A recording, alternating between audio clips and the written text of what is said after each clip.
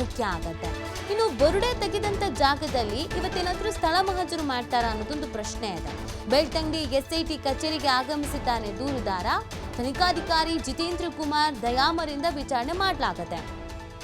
SIT ಕಚೇರಿಗೆ ಅರಣ್ಯ ಇಲಾಖೆ ರೇಂಜರ್ ತ್ಯಾಗರಾಜ್ ಕೂಡ ಆಗಮಿಸಿದ್ದಾರೆ. ದಾಖಲೆಗಳಿಗೆ ದೂರುದಾರ ಸಹಿ ಹಾಕಿದ ಬಳಿಕ ಸ್ಥಳ ಮಹಜರು ಮಾಡಬಹುದಾದ ಸಾಧ್ಯತೆ ಇದೆ. ಬಿಗಿ ಭದ್ರತೆಯಲ್ಲಿ ದೂರುದಾರನ ಕರೆದುಕೊಂಡು ಹೋಗುವಂತ ಸಾಧ್ಯತೆ ಇದೆ. ಬುರುಡೆ ತೆಗೆದ ಜಾಗಕ್ಕೆ ಹೋಗಿ ಮಹಜರನ್ನ ನಡೆಸಲಿದ್ದಾರೆ ಎಸ್ಐಟಿ ಅಂತ ಹೇಳಲಾಗ್ತಿದೆ. ಇದೆಲ್ಲಾನು ಇವತ್ತೇ ಆಗತ್ತಾ? ಇದು ಪ್ರಶ್ನೆ. ಫೋರೆನ್ಸಿಕ್ ಇಲಾಖೆಯ ಹಿರಿಯ ಅಧಿಕಾರಿಗಳ ತಂಡವೂ ಕೂಡ ಆಗಮಿಸಿದೆಯಂತೆ. ಕಂದಾಯ ಇಲಾಖೆ, ಅರಣ್ಯ ಇಲಾಖೆ, ಸರ್ವೆ ಅಧಿಕಾರಿಗಳ ಜೊತೆಗೂ ಕೂಡ ಸಭೆಯನ್ನು ಮಾಡಲಾಗಿದೆಯಂತೆ. ಸೊ ಇದನ್ನೆಲ್ಲ ನೋಡ್ತಾ ಇದ್ರೆ ಇವತ್ತೇನೆ ಈ ಏನು ಶವವನ್ನು ಕೂತ್ ಹಾಕಲಾಗಿದೆ ಅಂತ ಹೇಳಲಾಗ್ತಾ ಇದೆ. ಅದರ ಗುಂಡಿ ತೆಗೆಯುವಂಥ ಕೆಲಸವನ್ನು ಮಾಡಲಾಗುತ್ತಾ ಅನ್ನುವಂಥ ಪ್ರಶ್ನೆ ಹುಟ್ಕೊಳ್ತಾ ಇದೆ. ಈ ಬಗ್ಗೆ ಮತ್ತಷ್ಟು ಮಾಹಿತಿಯನ್ನು ನೀಡ್ತಾರೆ ನಮ್ಮ ಪ್ರತಿನಿಧಿ ಆದಿತ್ಯ.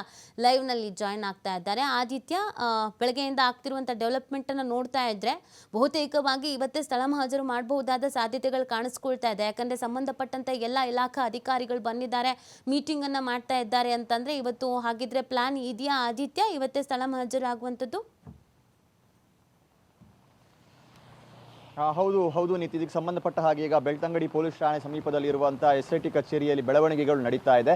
ಈಗಾಗಲೇ ತನಿಖಾಧಿಕಾರಿಗಳಾಗಿರುವಂಥ ಜಿತೇಂದ್ರ ಕುಮಾರ್ ದಯಾಮ ಹಾಗೂ SP ಸೈಮನ್ ಅವರು ಕೂಡ ಎಸ್ಐಟಿ ಕಚೇರಿಗೆ ಬಂದಿದ್ದಾರೆ. ಇದರ ಜೊತೆಗೆ ಅನಾಮಿಕ ವ್ಯಕ್ತಿ ದೂರುದಾರ ಸಾಕ್ಷಿದಾರ ಏನಿದ್ದಾನೋ ಆತ ಕೂಡ ವಕೀಲರೊಂದಿಗೆ ಎಸ್ಐಟಿ ಕಚೇರಿಗೆ ತೆರಳಿದ್ದಾನೆ. ಸೊ ಅಲ್ಲಿ ಒಂದು ಪರಿಶೀಲನೆ ನಡೀತಾ ಇದೆ. ಆತನಿಂದ ಒಂದಿಷ್ಟು ದಾಖಲಾತಿಗಳಿಗೆ ಅಂದರೆ ಸಹಿಗಳನ್ನು ಹಾಕಿಸ್ಕೊಂಡು ಆತನನ್ನು ಧರ್ಮಸ್ಥಳ ಭಾಗಕ್ಕೆ, ಧರ್ಮಸ್ಥಳ ಗ್ರಾಮಕ್ಕೆ ಈ ಮಹಜರು ಪ್ರಕ್ರಿಯೆ, ಮೊನ್ನೆ ಆತ ಏನು ಒಂದು ತಲೆಬುರುಡೆಗಳನ್ನು ಒಪ್ಪಿಸಿದ್ನೋ ಅದಕ್ಕೆ ಸಂಬಂಧಪಟ್ಟ ಹಾಗೆ ಅದರ ಒಂದು ಮಹಜರು ಪ್ರಕ್ರಿಯೆಯನ್ನು ನಡೆಸುವಂಥ ಸಾಧ್ಯತೆ ಇದೆ. ಸೊ ಈಗಾಗಲೇ ಆತ ಕೆಲವೇ ಕ್ಷಣಗಳ ಹಿಂದೆ ಬೆಳ್ತಂಗಡಿ ಪೊಲೀಸ್ ಠಾಣೆಯ ಒಳಗೆ ಹೋಗಿರುವಂಥದ್ದು.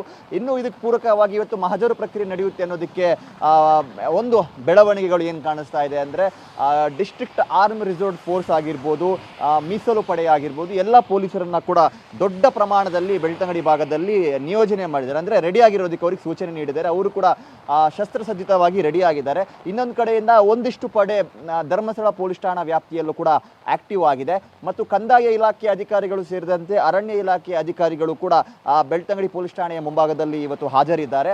ಹಾಗಾಗಿ ಈ ಎಲ್ಲ ಪ್ರಕ್ರಿಯೆಗಳು, ಯಾಕಂದರೆ ಆತ ಹೂತಿರುವಂಥ ಜಾಗ ಅಥವಾ ಆತ ಕಳೆಬರಹ ತೆಗೆದುಕೊಂಡು ಬಂದಿರುವಂಥ ಜಾಗ ಅದು ಅರಣ್ಯ ಇಲಾಖೆಯಲ್ಲಿ ಇರುವಂಥ ಸಾಧ್ಯತೆಗಳು ಇರ್ಬೋದು, ಅಥವಾ ಕಂದಾಯ ಭೂಮಿಯಲ್ಲಿ ಇರುವಂಥ ಸಾಧ್ಯತೆಗಳು ಕೂಡ ಇರ್ಬೋದು.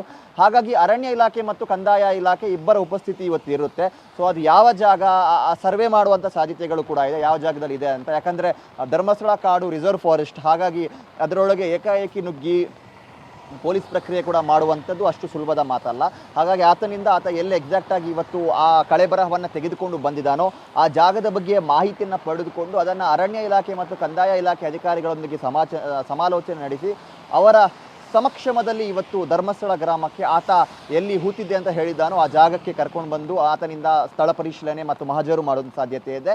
ಮತ್ತು ವಿಧಿವಿಜ್ಞಾನ ಇಲಾಖೆಯ ಹಿರಿಯ ಅಧಿಕಾರಿಗಳು ಕೂಡ ಇಲ್ಲಿ ರೆಡಿ ಇದ್ದಾರೆ. ಸೊ ಎಲ್ಲ ಅಧಿಕಾರಿಗಳನ್ನು ನೋಡುವಂಥ ಸಂದರ್ಭ, ಇವತ್ತು ಆಗ್ತಾ ಇರುವಂಥ ಡೆವಲಪ್ಮೆಂಟ್ಗಳನ್ನು ನೋಡ್ತಾ ಇರುವಂಥ ಸಂದರ್ಭ, ಇಡೀ ಜಗತ್ತು ಏನು ಕುತೂಹಲದಿಂದ ಕಾಯ್ತಾ ಇದೆ. ಆತ ನೂರಾರು ಶವಗಳನ್ನು ಹೂತಿದ್ದಾನೆ ಅಂತ ಹೇಳ್ತಾ ಇದ್ದಾನೆ. ಅದನ್ನು ಯಾವಾಗ ಅಗಿತಾರೆ, ಯಾವಾಗ ಅಸ್ಥಿಪಂಜರಗಳನ್ನು ಹೊರಗೆ ತೆಗಿತಾರೆ ಅಂತ. ಸೊ ಅದಕ್ಕೆ ಪೂರಕವಾಗಿ ಇವತ್ತೊಂದು ಮಹತ್ವದ ಬೆಳವಣಿಗೆ. ಯಾಕಂದರೆ ಇವತ್ತು ನಡೆಯುವಂಥ ಬೆಳವಣಿಗೆಯಿಂದ SIT ಅಧಿಕಾರಿಗಳು ಆ ವರದಿಯನ್ನು ನ್ಯಾಯಾಲಯದ ಮುಂದೆ ಒಪ್ಪಿಸಿ ಈ ಥರ ಒಬ್ಬ ವ್ಯಕ್ತಿ ಈ ಥರ ಹೇಳಿದ್ದಾನೆ, ಅದಕ್ಕೆ ಪೂರಕವಾಗಿ ಈಗಾಗಲೇ ನಾವು ಮಹಜರು ಪ್ರಕ್ರಿಯೆಯನ್ನು ಕೂಡ ಅದೇ ಸ್ಥಳದಲ್ಲಿ ಮಾಡಿದ್ದೀವಿ. ಆತ ಅದೇ ಜಾಗದಿಂದ ಅಸ್ಥಿಪಂಜರಗಳನ್ನು ತೆಗೆದುಕೊಂಡು ಬಂದಿದ್ದಾನೆ. ಹಾಗಾಗಿ ಇನ್ನಷ್ಟು ಇದೇ ಥರ ನೂರಾರು ಶವಗಳನ್ನು ಯಾವುದೇ ಕಾನೂನು ಪ್ರಕ್ರಿಯೆಯನ್ನು ನಡೆಸದೆ ನಾನು ಅನೇಕ ವರ್ಷಗಳಿಂದ ಹೂತಿದ್ದೀನಿ ಅನ್ನುವಂಥ ಆರೋಪವನ್ನು ಕೂಡ ಮಾಡ್ತಾ ಇದ್ದಾನೆ. ಹಾಗಾಗಿ ನಮಗೆ ಉತ್ಖನನವನ್ನು ಮಾಡುವಂಥ ಒಂದು ಅವಕಾಶವನ್ನು, ಅನುಮತಿಯನ್ನು ನೀಡಬೇಕು ಅಂತ ಕೋರ್ಟ್ ಮುಂಭಾಗದಲ್ಲಿ, ಕೋರ್ಟ್ ಮುಂದೆ SIT ಅಧಿಕಾರಿಗಳು ಮನವಿಯನ್ನು ಸಲ್ಲಿಸುವಂಥ ಸಾಧ್ಯತೆಗಳು ಕೂಡ ಇದೆ. ಸೊ ಇಷ್ಟು ಪ್ರೊಸೆಸ್ ಇವತ್ತು ನಡೆಯುವಂಥ ಸಾಧ್ಯತೆ ಇದೆ. ಒಂದು ಕಡೆಯಿಂದ ಆತನ ಸ್ಥಳ ಮಹಜರು, ಇನ್ನೊಂದು ಕಡೆಯಿಂದ ನ್ಯಾಯಾಲಯಕ್ಕೆ SIT ಅಧಿಕಾರಿಗಳು ಮೊರೆ ಹೋಗ್ಲಿಕ್ಕೆ ಇರುವಂಥದ್ದು. ಸೊ ಎಲ್ಲರ ಕುತೂಹಲ, ಎಲ್ಲರ ಚಿತ್ತ ಈಗ ಸದ್ಯ ಧರ್ಮಸ್ಥಳ ಗ್ರಾಮದತ್ತ ಇದೆ. ಇವತ್ತು ಯಾವ ರೀತಿಯ ಬೆಳವಣಿಗೆ ನಡೆಯುತ್ತೆ ಅನ್ನೋದರ ಮೇಲೆ ಎಲ್ಲರ ಗಮನ ಇದೆ. ಸೊ ಇವತ್ತು ಎಲ್ಲ ಪ್ರಶ್ನೆಗಳಿಗೆ ಉತ್ತರ ಸಿಗದೆ ಹೋದರೂ ಕೂಡ ಆತ ಏನೋ ಒಂದು ಕಳೆ ಬರಹವನ್ನು ಒಪ್ಪಿಸಿದ್ದಾನೆ, ಅದರ ರಹಸ್ಯ ತೆರೆದುಕೊಂಡು ಹೋಗುತ್ತೆ ಅನ್ನೋಂಥ ರೀತಿಯ ಒಂದು ಮಾಹಿತಿ ಸದ್ಯ ಬಂದಿದೆ. ಓಕೆ, ಥ್ಯಾಂಕ್ ಯು ಆದಿತ್ಯ ತಮ್ಮ ಡೀಟೇಲ್ಸ್ಗಾಗಿ.